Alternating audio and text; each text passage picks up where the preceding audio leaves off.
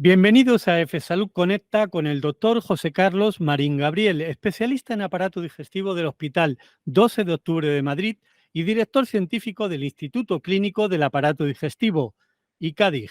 Doctor Marín, recientemente nos desvelaba los secretos del endoscopio, pero hoy queremos saber qué se consigue con esta técnica mínimamente invasiva. ¿Cuáles son los procedimientos más frecuentes? Efectivamente, hablamos la última vez de lo apasionante que es el propio endoscopio y hoy hablaremos del instrumental. Quizá lo más frecuente que hacemos en una sala de endoscopia es tomar biopsias, ¿no? Lo típico que cuando los pacientes salen de la sala y hablan con el familiar, pues me han tomado unas biopsias y probablemente muchas veces la gente ni siquiera sabe qué instrumental utilizamos para hacer ese tipo de procedimientos. Es muy sencillo, es una pinza de biopsia, un material, digamos, de metal que pasamos a través del canal de trabajo y que tiene una especie de cazoletas que se abren y cierran. No son muy grandes, habitualmente la cazoleta suele medir cada una de ellas unos 3 milímetros, o sea que en total la pinza unos 6 milímetros aproximadamente. Y nos permite, como digo, pues tomar biopsias de diferentes zonas del tubo digestivo, bien del estómago, bien del colon, del sitio en el que necesitemos estar. A veces llevan un pequeño pinchito en la punta para que permita al endoscopista tomar más de una muestra y poderla recoger y mandar a analizar. O sea que probablemente ese es el procedimiento más sencillo y más habitual que podamos hacer. Doctor, ¿qué papel juega el asistente en endoscopia? Pues me alegra mucho que me haga esa pregunta porque es fundamental para cualquier endoscopista tener un asistente muy bien formado. En ocasiones hay que trabajar con personal que no tiene la suficiente destreza porque pueden acabar de empezar a aparecer en la unidad de endoscopias, pero hay que tener sistemas de entrenamiento adecuados para que enseguida ese personal nuevo pueda adaptarse a la situación y manejar tranquilamente todo el material. Lo cierto es que no suele ser un problema. Y en todo caso, en técnicas muy específicas, con instrumental muy concreto y quizá de un poquito más difícil manejo, requiere un poco más de entrenamiento. Pero muchas veces casi tienen más valor lo que puede hacer el instrumentista o la persona que te está ayudando que el propio endoscopista. ¿Y esta pinza de biopsia es la única forma de extraer tejido para diagnosticar el origen de una lesión? Bueno, como digo, la pinza de biopsia es la más habitual, pero se pueden extraer también muestras de alguna otra manera. Lo más habitual sería el cepillo de citología. Es muy típico usarlo en patología de la vía biliar. Cuando hacemos una CPRE, y hablábamos el otro día de un tubo especial que nos permite acceder a la vía biliar, ahí podemos tomar muestras a través de un cepillo, que al final pues, es un material de plástico con unas cerdas, como un cepillo normal y corriente de cualquier otro tipo. Y también nos puede servir en el esófago, por ejemplo, para obtener muestras para algunas patologías infecciosas, para una enfermedad infecciosa como clásicamente los hongos en el esófago. Se suele utilizar para el diagnóstico un cepillado.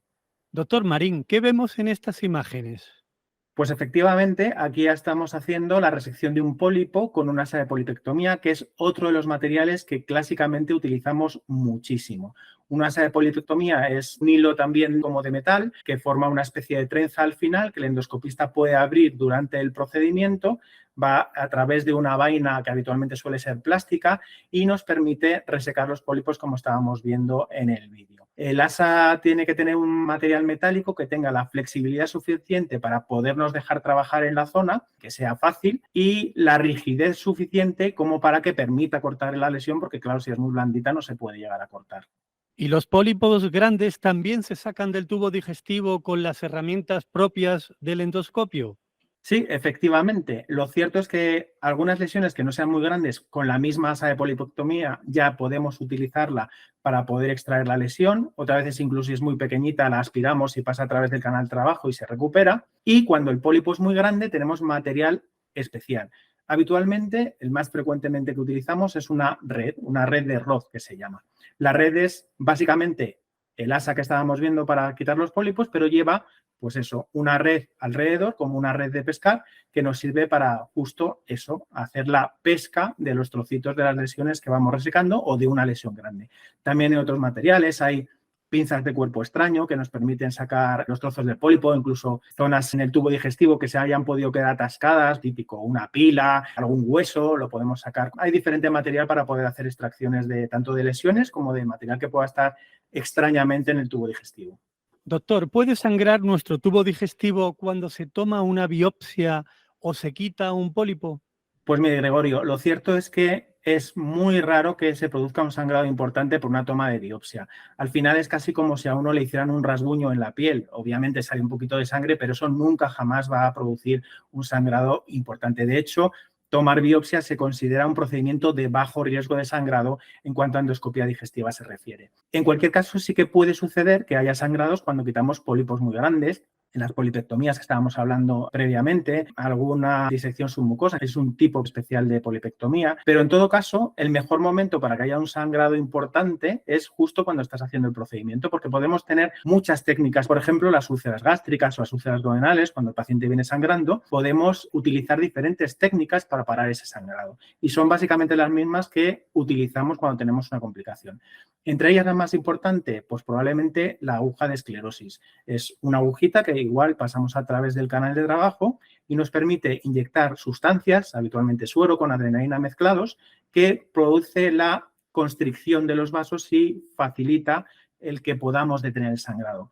Otro instrumento muy típico, pues los clips. Yo siempre cuento a los pacientes que los clips son como unas grapitas muy chiquititas, como las que ponen los cirujanos en su cirugía, pero que nosotros utilizamos a través del endoscopio y con eso podemos coger el vaso y coagularlo, lo cerramos. Es un método mecánico, digamos. Dispositivos más modernos, polvos hemostáticos. Estos se desarrollaron con diferentes guerras. Es material militar, en el fondo. A través de un catéter se expulsan unos polvitos por el canal de trabajo del endoscopio de nuevo y permite generar esos coágulos que nos interesan para que se detenga el sangrado. Más cosas que podemos utilizar, pues muy típico, las pinzas de coagulación. Son unas pinzas muy parecidas a las pinzas de biopsia, pero la diferencia radica en que a través de ella pasa una corriente eléctrica que permite, cogiendo el vaso, coagularlo. Y muy típico también las sondas de argón. Es una vainita a través de la cual pasa el gas argón, lanzamos una chispa de corriente eléctrica, eso hace que el gas se ionice y pasa un arco voltaico a través de la punta del canal del endoscopio y podemos coagular también con esa técnica. Los pacientes no se tienen que preocupar porque si un evento extraño en el cual pueda haber una complicación, hay múltiples formas en las cuales detenemos sangrado antes de indicar una cirugía ni nada mucho más importante. Doctor, ¿y qué pasa cuando se atasca un alimento o un objeto en el esófago? Esta es una de las cosas que nos pasa frecuentemente en las guardias, bien porque el paciente tenga mucho reflujo y se haya producido cierta estrechez en alguna zona, habitualmente la parte más de abajo, digamos, del esófago, y muy típico también, cada vez lo vemos más en pacientes con lo que se llama esofagitis eosinofílica, es una enfermedad inflamatoria del esófago, cada vez, como digo, más frecuente en pacientes alérgicos y que sin que tengan a lo mejor una estrechez muy concreta, se les puede quedar ahí impactada o bien la comida o algún otro material. ¿Con qué lo podemos sacar? Pues de nuevo, pues con las pinzas de cuerpos extraños de los que estábamos hablando previamente. A veces incluso con un capuchón un poco largo que colocamos en la parte de delante del endoscopio. Si es lo suficientemente largo y damos al tubo la suficiente capacidad de aspiración, a veces funciona como una especie de aspirador y podemos sacarlo del propio esófago del paciente. También las redes, cestas de dormia, que son como una especie de red pero con más alambres que te permite coger más material. O sea que hay cantidad de instrumentos que podemos utilizar y que puede resolver el problema al paciente sin tener que recurrir a un tratamiento con cirugía. En casos quizá un poco más complejos en los cuales hay que terminar de resolver esa estrechez después de la impactación, pues podemos hacer diferentes cosas.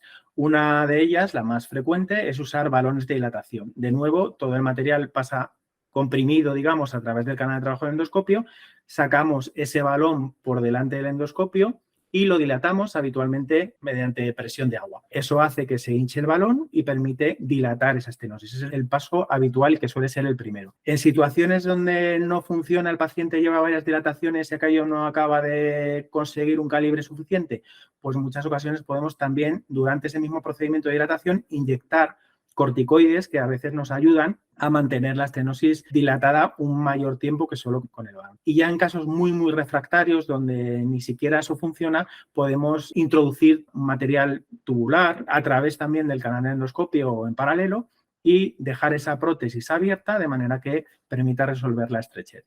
Pero doctor, explíquenos un poquito con más detalle cómo son estas prótesis. Las prótesis están hechas de un material muy interesante, es un material que llamamos nitinol, es una aleación de níquel y titanio y que tiene una peculiaridad muy importante que es lo que llamamos la memoria térmica.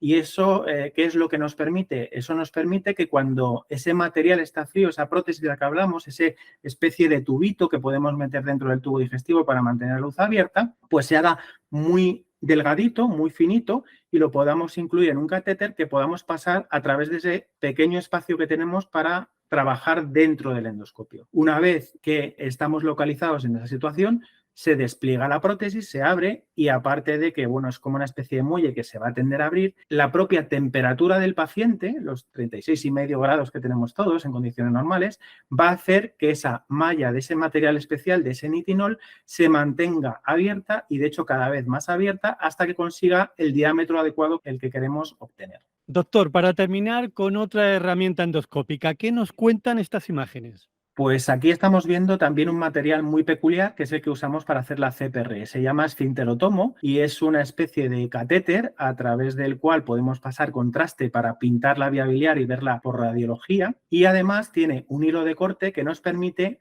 abrir la zona por donde desemboca la vía biliar. ¿Y para qué queremos abrir donde desemboca la vía biliar? Pues porque habitualmente lo hacemos para extraer piedras. Y pasa como con los partos en las personas que están embarazadas y tienen que sacar al niño, pues muchas veces el ginecólogo tiene que hacer un pequeño cortecito en la zona para poder facilitar la extracción del bebé.